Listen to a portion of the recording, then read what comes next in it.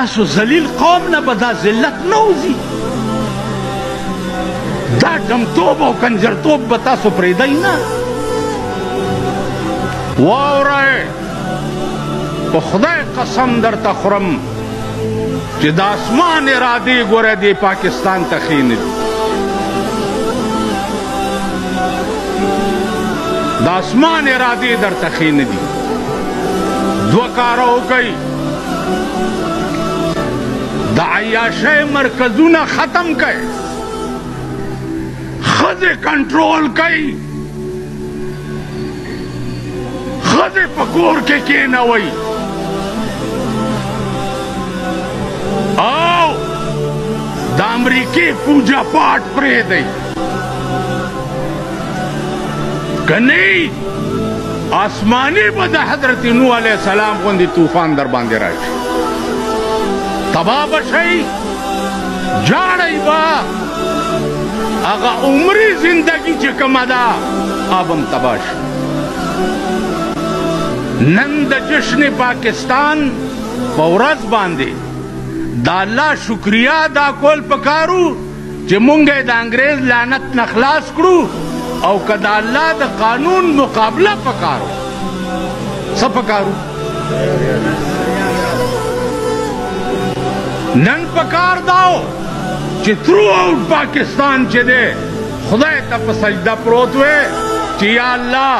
تا د انګریز د لعنتي قانون نه مونږ خلاص نن انګریز قانون ستا په پاکستان کې وګوره په 55 کاله کې یوه فیصله ستا په ملک کې د الله په قانونو نه شوه تاسو ووایئ چې د الله قانون موجود دی الله لوی دی که لاډ میکالې لوی نه لاډ میکالې زمونږ د مور میړه وکړه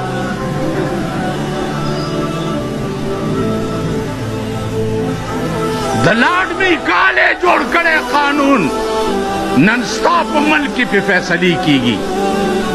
او په 23 کاله کې محمد رسول الله جوړ کړی قانون د خاورو لاندې پروت دی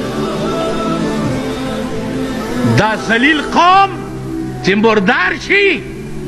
ناول دا د ښار خلک ملا یو سلور ملمانې مونږ کور کې راغلی دي دا ښاریان وایي بجلیګر ملا ساڑے پیچھے چیس کے مار دے چیس کے نہیں مارنا توڑے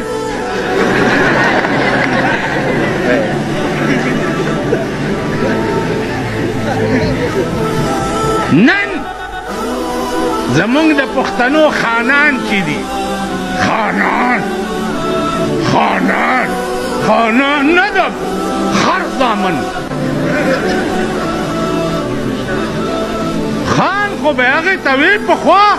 چې 10 کسه به په درستخان کېناسته او 10 به پاسېده نن خان په بازار ته راوځي د پردي دوکان قهوه چې راغوښتي دله هم یو پیاله یې ورکړي او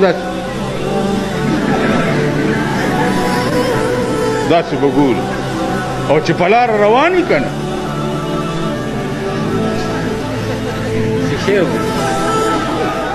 داسې به ګورو